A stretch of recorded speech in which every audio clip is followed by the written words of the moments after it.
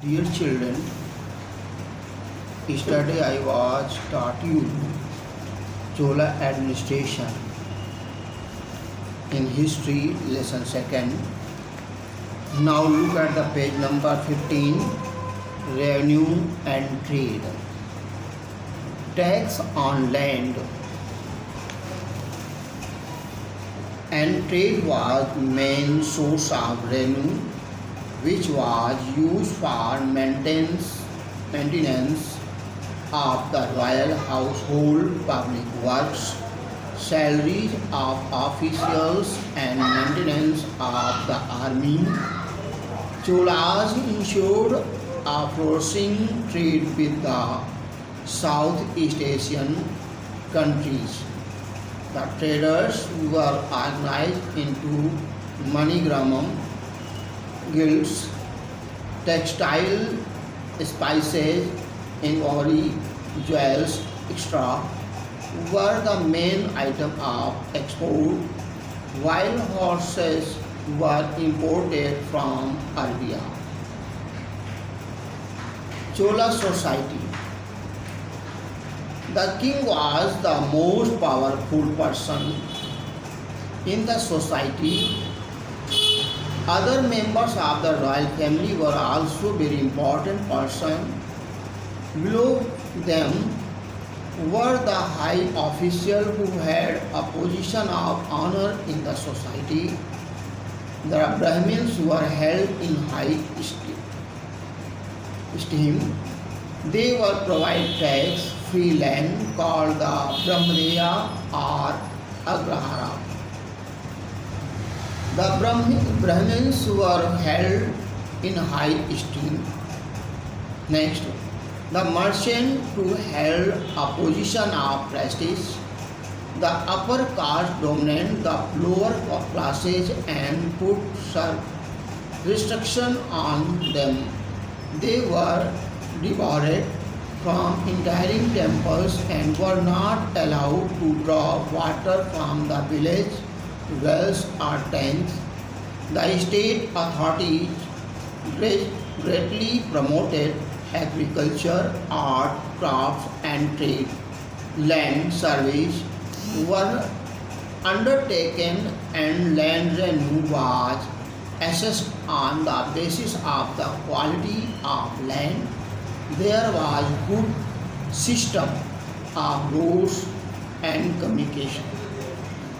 Merchants were organized into guilds and carried on internal and external trade. These merchants called Chetis trade with Arabia, Persia, China and other countries of the Southeast Asia. Many foreign merchants settled in prosperous coastal towns.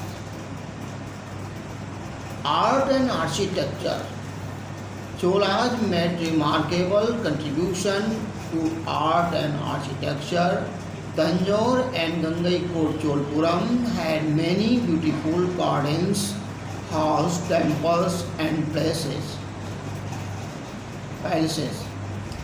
Brihadeshwar Temple, Tanjore, built by Rajarajeshwara, is the finest example of temple architecture in Dravid style.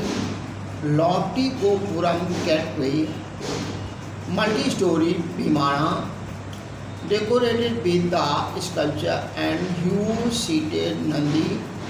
The square bull are the prominent characteristics of this temple. There is another massive temple at Gangaikot Cholpuram, the new capital city built by Rajendra Chola. It is called Lord Mahashiv Temple. The city was also adorned with a magnificent palace and a waste article lake. All these are now in ruins. The Cholas had excellent sculpture and artists too. They were master in making images of gods and goddesses in stone as well as bronze. The Nataraj statue in bronze is an acknowledged masterpiece of sculptures. Religion. Hindus was the main religion of South India. Vaishnav and Shiva were its two main sects. The Lingayat, found by Vaishya of Karnataka, was the most popular sect in the Chola kingdom. Bhakti movement was also begun by the Nayanar and Alwar saint in South India. Devotional songs in praise of Shiva and Vishnu were composed in local language. Adi Shankara was a great philosopher of the period. At a very young age, he became well versed in the Vedas and other religious scriptures. He established four mathas in the four corners of the country at Badrinath, Dwarika, Puri and Kanchi. Ramanuja was another great philosopher of this period. He tried to assimilate bhakti to the tradition of the Vedas and thus made the Vedas more popular.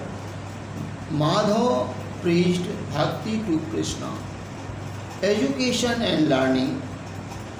Temples played an important role in the cultural and economic life of the people. They grew into institutions providing education, medicine, hospitality and employment to people. Each temple had an attached matha which provided free education, food, clothing and boarding to students. Besides cultural activities like fair and festival were also held in the temple's premises. These activities still continue in South India. Sanskrit and Tamil were two main languages. Kannada and Telugu also become popular due to the efforts of Bhakti saint. The Ramayana and Mahabharata were translated into South Indian language. Silpadikaram and Manimekalai were the two epics in Tamil which are revered like the Ramayana and Mahabharata. Pampa, Pona and Ranna, the three gems of Kannada, wrote the Puranic literature. The Jain and Linga saint preached in Kannada. Nana was the first Telugu poet to translate the Ramayana into Telugu. Kamman, Othoputtan and Pelginit were the three gems of Tamil literature. Kamman wrote the Ramayana in Tamil language. Agrarian expansion in Tamil Nadu. The Cholas ruled for more than 5 centuries. They greatly emphasized promotion of agriculture in Tamil Nadu and paid special attention to irrigation. Many dams were also built. The Cholas rulers carried out the elaborate land surveys for the purpose of fixing land revenue. They also always kept the interest of the farmers in mind. In case of crop failures due to drought or floods, the land revenue was exempted. Loans were also provided to farmers to meet emergencies. Now next thing, thanks.